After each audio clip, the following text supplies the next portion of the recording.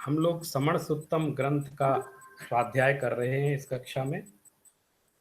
और समण सुत्तम ग्रंथ में हमारा जो प्रकरण चल रहा है वो जिन शासन सूत्र, जो कि दूसरा सूत्र है, इस पर हम लोगों की चर्चा चल रही है। इसमें भी हमारी जो अभी तक चर्चा चल चुकी है 22वीं कारिका तक, 22वीं गाथा तक हमने इसका पाठ पढ़ा है। आज मैं आपको इसके 23वें और 24वीं गाथा का पाठ करेंगे, उसका अर्थ समझेंगे। इस प्रकरण में ये बताया गया है कि हमारे जो निर्ग्रंथ प्रवचन है, यानी आप्त की वाणी है, उसको कहने सुनने का अधिकार किसको है, यानी प्रवचन करने का अधिकारी कौन है, जिन शासन के सूत्रों को बताने का अधिकार किसको है, उसके अंदर क्या योग्यता होना चाहिए। प्रवचन की गद्दी पर बैठकर शास्त्रों के आगम के प्रवचन करना, इसके लिए क्या क्या योग्यता हमें चाहिए, इस बात का वर्णन इस गाथा में किया गया है।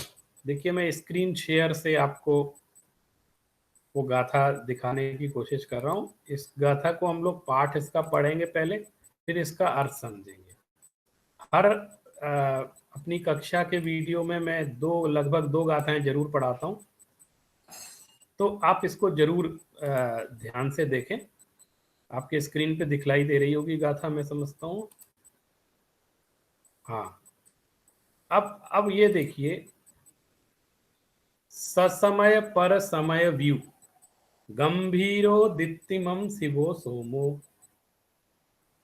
गुणसय कलियो जुत्तो पवयण सारम परी कहेउम। यहां आचार्य क्या कह रहे हैं कि पहले एक बार देख लें गाथा। थोड़ी सी इसमें प्रिंटिंग मिस्टेक दिख रही है, लेकिन उसमें बताता हूं। शुरू में पहला शब्द है ससमय, और इसी तरह दूसरी लाइन में समय गुण सय, ये है। थोड़ा सा उसमें कुछ प्रकाशन में कुछ गलत हो गया है, दिख नहीं रहा है। तो एक बार पढ़ते हैं। ससमय पर समय व्यू गंभीरो दित्तिमम शिवो सोमो गुणसय कलियो जुत्तो पवन सारम परी कहेउम। प्रवचन के सार को कहने का अधिकारी कौन है, उसके लिए क्या क्या योग्यता होनी चाहिए। यह गाथा मूल रूप से बृहत कल्प भाष्य में आई है, बहुत महत्वपूर्ण गाथा है।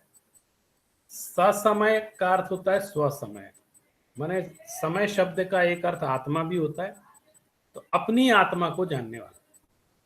और पर समय माने आत्मा से भिन्न अतिरिक्त जितने पदार्थ हैं उन सब का भी वो ज्ञाता हो। और दूसरी बात है, समय शब्द सिद्धांत के अर्थ में भी आता है, कि एक तो अपने सिद्धांतों को जानता हो और दूसरे पर सिद्धांतों को भी जानता हो।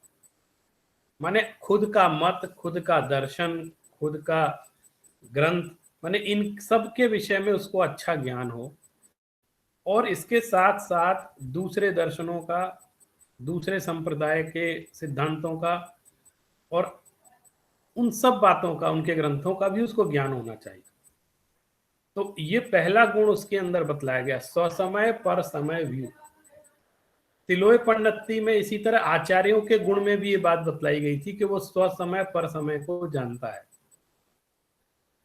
तो ये आचार्यों के गुण में भी है, और एक सामान्य वक्ता जो कि प्रवचन को कहने जा रहा है, उसके अंदर भी ये गुण होना चाहिए। क्या है कि ससमय यानी अपने सिद्धांतों को अच्छे से जानना। आचार्य अकलंक ने एक स्थान पर कहा है कि अपनी सिद्धांतों में मजबूती लाने के लिए भी पर सिद्धांतों को जानना बहुत आवश्यक होता है। आजकल क्या होता है कई बार कि मैं तो अपनी चीज पढ़ूंगा, मैं तो अपने ही ग्रंथों को पढ़ूंगा, अपने ही शास्त्रों को पढ़ूंगा, अन्य से मेरा कोई मतलब नहीं है। वो कह रहे हैं गलत है। यहाँ पर विशेषकर जो प्रवचन करने वाले लोग हैं, जो शास्त्र पर बैठकर, शास्त्र की गद्दी पर बैठकर व्याख्या करते हैं, उनको दोनों तरह का ज्ञान बहुत आवश्यक, स्वसमय का भी और पर समय का भी। व्यू का अर्थ होता है वित, मतलब जानने वाला, ज्ञानी। गंभीरो दीप्तिमन शिवो सोमो, और वो गंभीर भी होना चाहिए, जो वक्ता है प्रवचन को कहने वाला वो गंभीर भी होना चाहिए, ऐसे हल्की बातें ना करे। कई बार बिना सिर पैर के चुटकुले सुनाना, शायरी सुनाना आजकल जैसा चलने लगा है। वो कह रहे नहीं, हल्के स्तर, माने उसकी ऐसे हंसी मजाकिया वाला अगर व्यक्तित्व होगा तो भी शास्त्र की गंभीरता खत्म हो जाएगी। तो गंभीरता, उसका विषय की गंभीरता उसके अंदर होनी चाहिए, उसके स्वभाव में भी हल्कापन नहीं होना चाहिए। दीप्तिमान, दीप्तिमम शिवो सोमो, वो प्रदीप्त होना चाहिए, मतलब उसकी आभा मंडल उसका इतना प्रतापी हो कि उसको देखते ही लोग उससे आकर्षित हो जाएं, ऐसी दीप्ति उसके व्यक्तित्व में होनी चाहिए। शिवो सोमो, शिवो माने शिव वाला होना चाहिए, यानी कल्याणकारी होना चाहिए। शिव का अर्थ होता है सत्य, कल्याणकारी होना चाहिए, सबके कल्याण की भावना रखने वाला। सोमो माने सौम्य भी होना चाहिए, यदि वो सौम्यता को धारण नहीं कर सकता है तो भी वो प्रवचन कहने का अधिकारी नहीं है। सौम्य, सरल स्वभाव का, सौम्य, मृदु, प्रेम से, प्यार से अपनी बात समझाए। जैसे अहिंसा का प्रतिपादन करना है तो, और आपकी शैली यदि हिंसक है, बोलने का तरीका हिंसक है, आप चिल्ला कर बोलते हो, डांट कर बोलते हो, तो फिर वो अहिंसा का प्रतिपादन कैसे करेंगे आप? वो तो स्ववचनवादित हो जाएगी अहिंसा की, आप अहिंसा को समझा रहे हो और हिंसक तरीके से समझा रहे हो। तो सौम्यता भी बहुत आवश्यक है, सरलता, सौम्यता, प्रेम से आप बात को समझाओ। फिर कह रहे गुण सह कलियो, इसी तरह, ये तो मुख्य मुख्य गुण बतला दिए, इसी तरह और भी शताधिक गुण होने, गुण शत, 100 गुण होने चाहिए, उनसे युक्त होना चाहिए, सैकड़ों गुणों से युक्त होना चाहिए। जुत्तो माने युक्त, सैकड़ों गुणों से युक्त हो। पवयण सारम परिकरेयु, और ऐसा व्यक्ति प्रवचन सार को कहने का अधिकारी है, प्रवचन के सार को कहने का अधिकारी है। यदि उसके अंदर ये गुण नहीं है तो उसको प्रवचन करने का अधिकार नहीं है।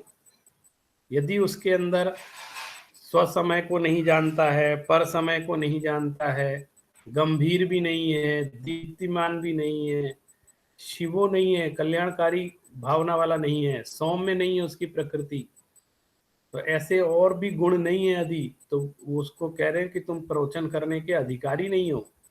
क्योंकि जिनमें ये गुण होता है वो ही व्यक्ति प्रवचन करने का अधिकारी होता है।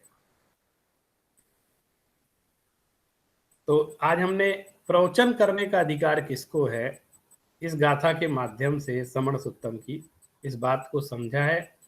और आगे हम लोग अगली गाथा को भी अपनी अगली क्लास में एक बार अगले वीडियो में देखेंगे। और अब कम समय में एक बात कहते हैं, कभी 2 गाथा, कभी 1 गाथा, जैसा समय होगा वैसा लेकर के चलेंगे। धन्यवाद।